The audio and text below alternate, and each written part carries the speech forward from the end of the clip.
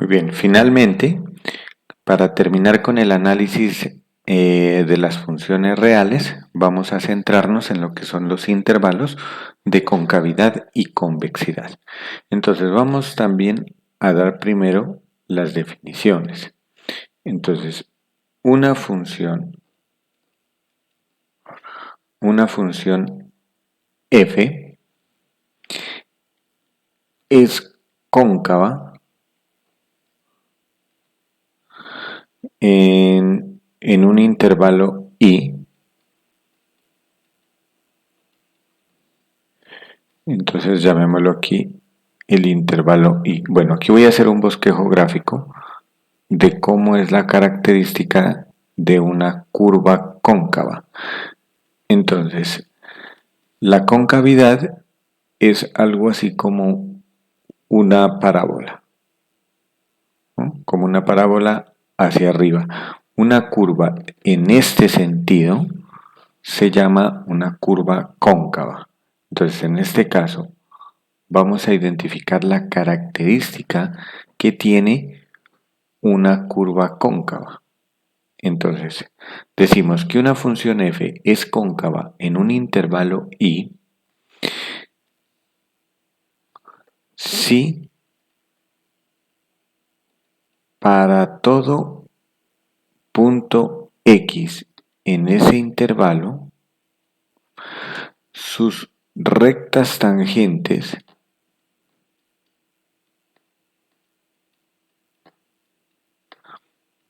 están por debajo de la curva. Entonces, ¿qué significa que estén por debajo de la curva? Noten aquí, miren. Si yo trazo una recta tangente en ese punto, esta recta tangente está por debajo de la curva. Si yo trazo por acá otra recta tangente, también puedo observar que está por debajo de la curva. Si yo trazo otra recta tangente por aquí, toda recta tangente que yo tome en esta curva, siempre la recta tangente queda por la parte de abajo. Si se cumple eso, significa que en ese intervalo donde se cumpla eso, la curva es cóncava. Ahora, ¿cuál va a ser el criterio para determinar que una curva es cóncava? Recordemos, por ejemplo, que mire que aquí, en esta curva cóncava, existe un mínimo. Y recordemos el criterio de la segunda derivada para un mínimo. Entonces, si yo tengo un punto x, la segunda derivada, perdón, evaluada en ese punto x, para que sea un mínimo, debe ser mayor que cero. Si la segunda derivada evaluada en el punto es mayor que cero, es un mínimo. Si la segunda derivada evaluada en el punto es menor que cero, es un máximo. Entonces, esto implicaría entonces que si las rectas tangentes están por debajo de la curva, esto implica que, ¿y cuál es la condición entonces que debo verificar para los intervalos de concavidad y convexidad? Para que sea cóncava, entonces debe cumplirse que la segunda derivada de la función evaluada en ese x del intervalo debe ser mayor que cero. Entonces, de la misma forma, nosotros podemos definir una curva convexa. Entonces, ¿cómo es una curva convexa? Una función f es convexa en un intervalo i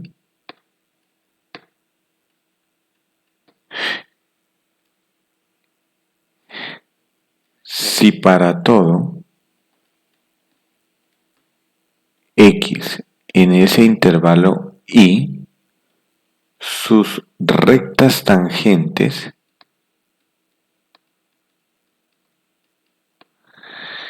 están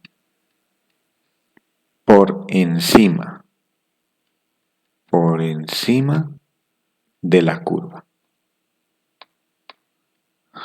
Entonces, si hacemos también un bosquejo gráfico, aquí tenemos el plano cartesiano, por aquí voy a trazar la curva, esta sería la forma de una curva convexa. Y entonces, si observamos en cualquier punto que yo tome de la curva, entonces noten que la recta tangente está por encima de la curva. Por aquí, perdón. Por aquí, esta sería la recta tangente. Por acá estaría una recta tangente así. Y entonces podemos observar que por cualquier punto de esta curva convexa, entonces la recta tangente está por encima. Y recordemos la definición de máximo. La segunda derivada evaluada en cualquier punto x de esta curva, pues aquí en este caso se va a comprobar que es menor que 0. Entonces, sus rectas tangentes están por encima de la curva, esto implica que la segunda derivada evaluada en ese punto x es menor que 0. Entonces, ahora, así como nosotros en los intervalos de crecimiento y decrecimiento, podíamos determinarlo a partir de un análisis de la primera derivada, entonces acá para hallar los intervalos de concavidad y convexidad en una curva vamos a hacer el análisis de la segunda derivada, ¿no? Entonces, para calcular los intervalos de concavidad y convexidad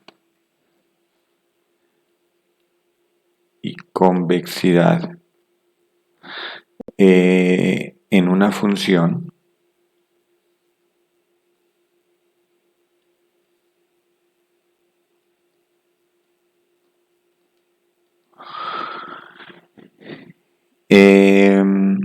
realizamos el análisis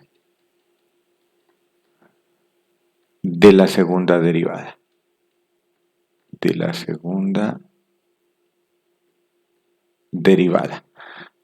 Es decir, segunda derivada de x, el análisis. Entonces, ¿qué es el análisis? Pues hallar primero, ¿cómo era el análisis de la primera derivada? Primero los puntos críticos, que es donde la derivada se vuelve cero o no existe, y luego identificar si la primera derivada es positiva o negativa. Entonces acá vamos a hacer lo mismo. Encontramos, entonces, punto seguido. Para ello, iniciamos hallando y en este caso, no puntos críticos, sino los puntos de inflexión. Entonces recordemos que cuando vimos el criterio de la segunda derivada, habíamos hablado de los puntos de inflexión. ¿Qué son los puntos de inflexión? Donde la segunda derivada es igual a 0 o no existe. Entonces esos serían los puntos de inflexión. Y una vez identificados los puntos de inflexión, luego en la recta real,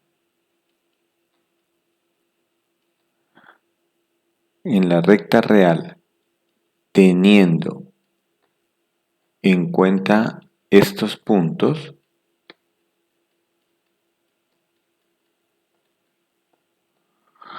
analizamos el signo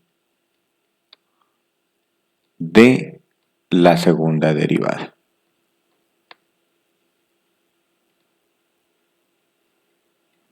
Entonces vamos a hacer el ejercicio para el ejemplo que lo habíamos trabajado en la cuando encontramos los intervalos de crecimiento y decrecimiento. ¿Mm?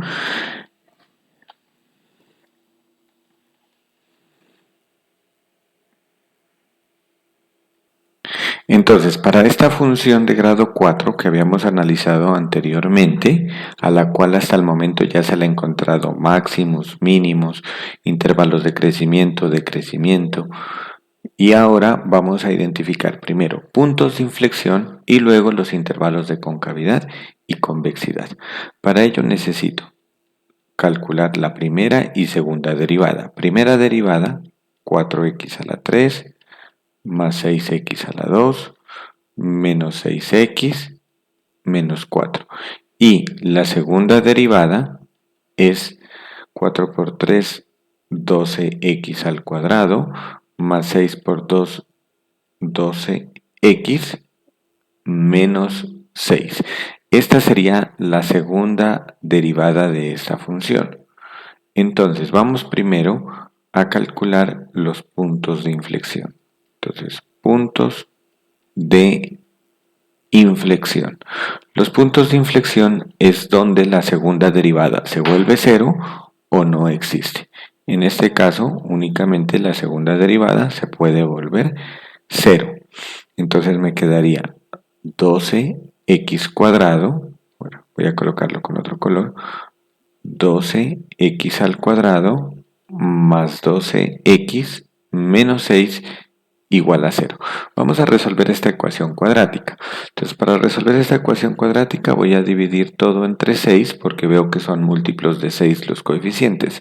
Y me queda 2x al cuadrado más 2x menos 3, perdón aquí, menos 3 igual a 0. Como esta es una ecuación cuadrática, puedo utilizar la fórmula general para calcular los valores de x. Entonces vamos a utilizarla. En este caso a valdría 2, b valdría 3, perdón, a valdría 2, b valdría 2 y c valdría menos 3. Entonces la formulita recuerden que es menos b. Estoy utilizando esto para una ecuación cuadrática, ax cuadrado más bx más c igual a 0. Las soluciones están en menos b más o menos raíz de b cuadrado menos 4a por c dividido entre 2a.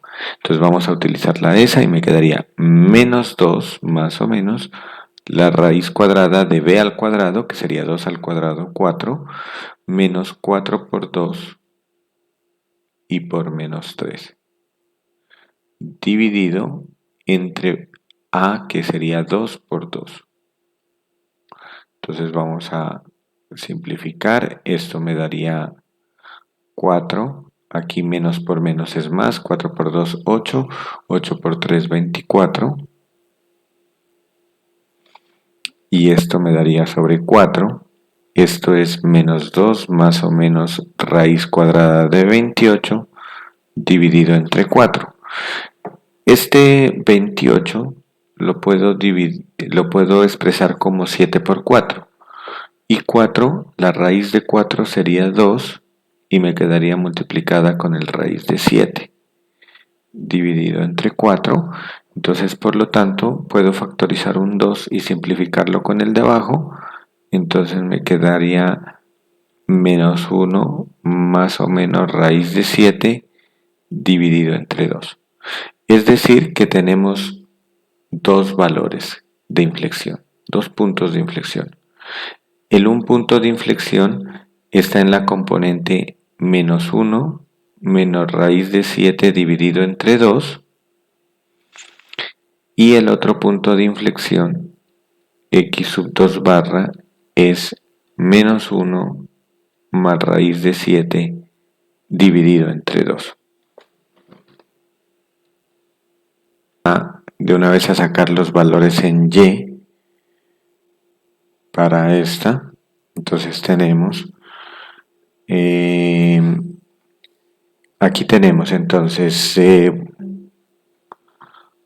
voy a guardarlo en AND este resultado. Entonces voy a colocar la fracción o guardémoslo de una vez en una variable, por ejemplo en esta memoria A. Entonces, ¿cómo lo guardo? Voy a colocar el valor que es menos 1 menos raíz de 7 dividido entre 2 y este valor lo voy a guardar, entonces le digo con Shift RLC, que sería la STO, y le voy a dar A. Entonces ahí ya me quedó guardado el resultado en A, ¿no? Ese valor es menos 1.82 aproximadamente, para que lo tengan presente. Menos 1.82. Y vamos a guardarlo el mismo, pero con signo positivo. Lo vamos a guardar aquí en B, que sería el valor 0.82 aproximadamente. Entonces vamos a estimar también cuánto es el valor de Y. Entonces, ¿cómo estimamos el valor de Y? Pues tengo que reemplazarlo en la función inicial, ¿no? Aquí que es x a la 4. Entonces he utilizado pues esta calculadora. Aquí tengo el valor de A, que era menos 1 menos raíz de 7 sobre 2, y acá tengo el valor de B, que he guardado como menos 1 más raíz de 7 sobre 2, con el fin de reemplazarlos. Entonces voy a reemplazar, en lugar de x escribo a, entonces me quedaría a la cuarta más 2x a la 3, que sería más 2a elevado a la 3, menos 3a elevado al cuadrado, menos 3 al cuadrado, menos 4a, menos 4a menos 12. Y el resultado me da menos 63 cuartos, que eso es menos 15.75. Lo voy a dejar aquí completo, menos 63 cuartos. Entonces vamos a escribirlo aquí. Aquí al frente le voy a escribir Y1. Bueno, estos no voy a colocarle una barra, sino doble barra, porque son puntos de inflexión que hacen referencia con la segunda derivada. Entonces Y1 doble barra sería menos 63 cuartos. Asimismo, también vamos a calcular cuánto es el Y2 doble barra. Entonces, para eso, en lugar de escribir A, voy a escribir B. Entonces aquí escribo el valor de B, que era donde B había guardado en la calculadora.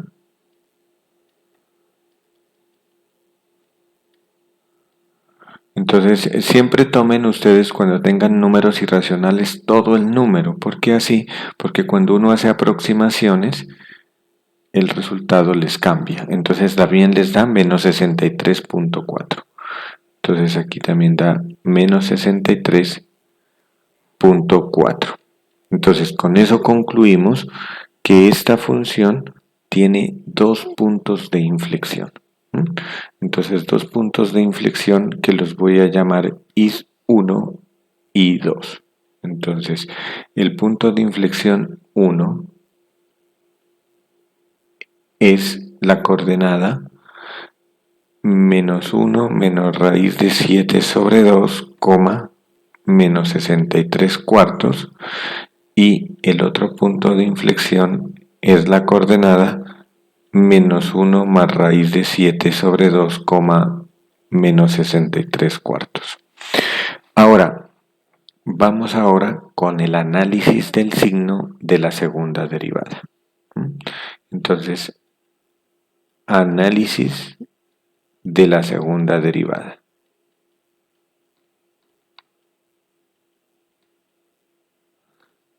¿Qué es lo que voy a hacer aquí? Entonces, trazo la recta desde menos infinito hasta más infinito y ubico los dos puntos de inflexión, solo la coordenada en x que encontré. En este caso sería un punto que sería menos 1 menos raíz de 7 sobre 2 y el otro punto que es menos 1 más raíz de 7 sobre 2.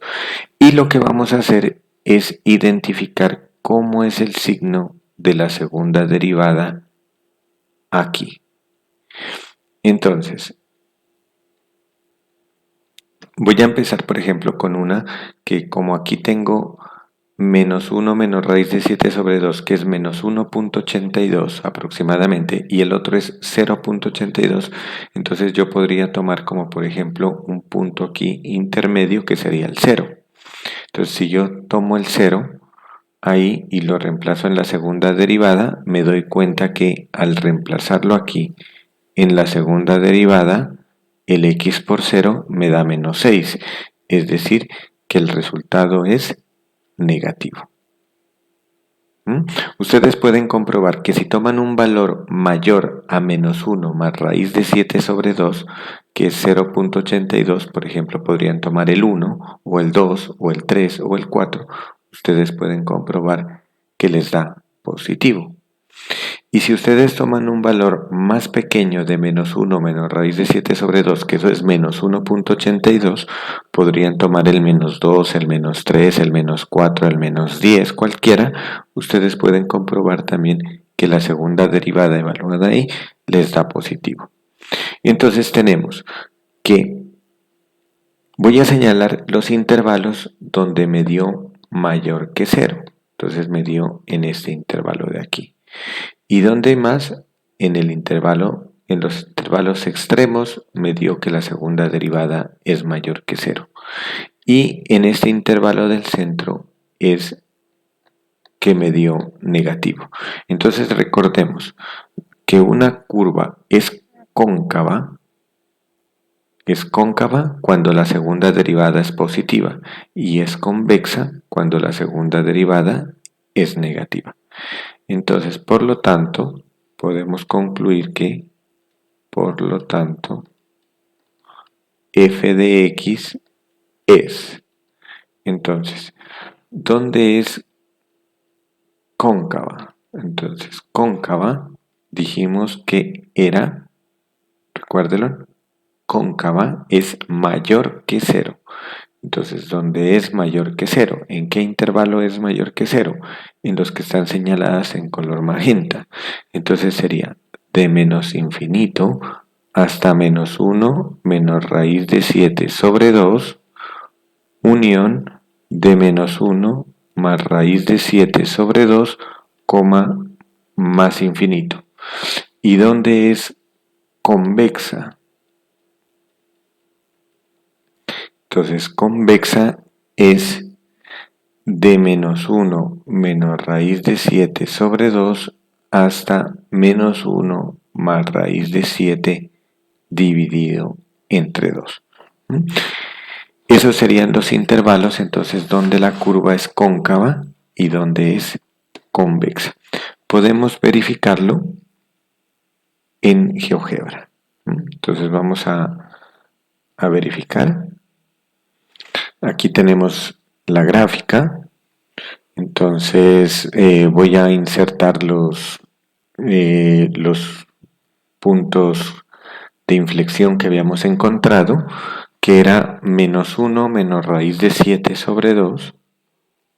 Entonces aquí voy a colocar un punto que era menos 1.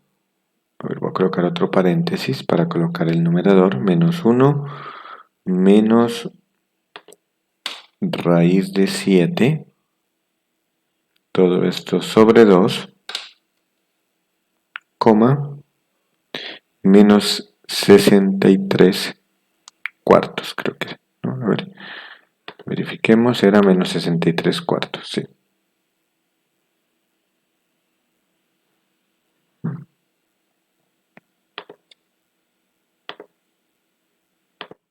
Bueno, como vemos en el gráfico está un poco movido, ese punto de inflexión debería quedar aquí, por la parte central, entonces vamos a revisar el error. El análisis pues sigue siendo, yo creo que se mantiene igual, entonces solamente va a cambiar unos valores. Voy a cambiar para que lo tengan presente, donde voy a ir cambiando.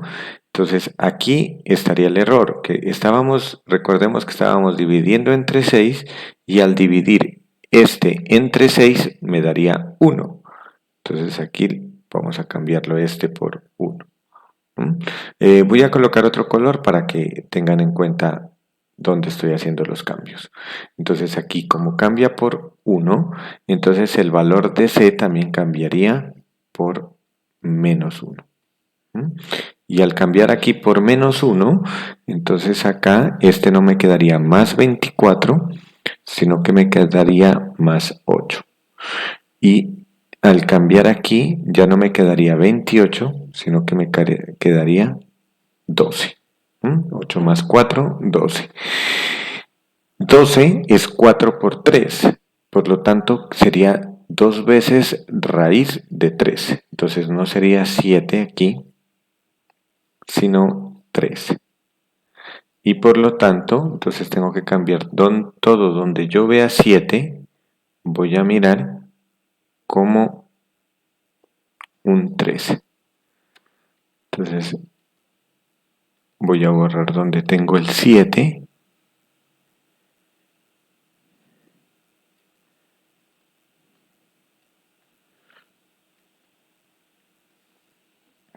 Y vamos a colocar el 3. Entonces aquí me quedaría 3, 3, 3, el 3, aquí es 3, acá también sería 3. Y aquí sería 3.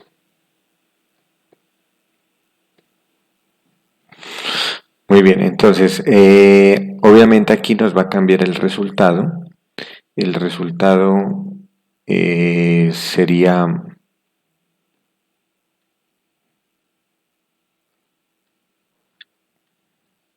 ¿En el denominador también cambia, profe? Entonces aquí están resaltados en otro color los cambios que se hicieron, ¿no? Que era al dividir aquí este 6 entre 6 me daba 1 y eso pues nos cambia todos estos resultados de donde tenemos 2 puntos de inflexiones, pero se sigue manteniendo el mismo análisis de la segunda derivada que habíamos hecho, ¿no? Entonces aquí era raíz de 3 y menos 1 más raíz de 3 sobre 2, que es donde es cóncava y donde es convexa. Vamos entonces también nuevamente acá al gráfico con GeoGebra. Vamos a cambiar esa coordenada que era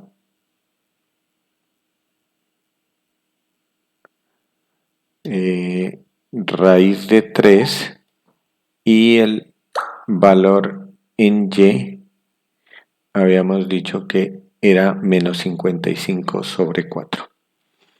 Entonces vamos a cambiar aquí. Menos 55 sobre 4.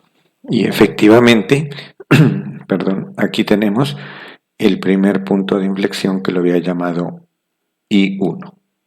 Entonces aquí tenemos nuestro primer punto de inflexión y vamos a escribir el segundo punto de inflexión. Entonces vamos a duplicar esta entrada, vamos a llamarlo I2, aquí le coloco con signo más. Y acá tenemos nuestro segundo punto de inflexión. Entonces noten que desde menos infinito hasta la coordenada de este I1, hasta aquí, hasta esta coordenada, la curva es cóncava. Miren aquí, la curva es cóncava. Si ustedes toman una recta tangente cualquiera por estos puntos, la recta tangente queda por debajo de la curva. Y desde este punto I1 hasta este punto I2, la curva es convexa. Si ustedes toman una recta tangente, tanto por este punto como en cualquier punto de estos, la recta tangente queda por encima. Y nuevamente desde I2 hacia la derecha, la curva sigue siendo cóncava.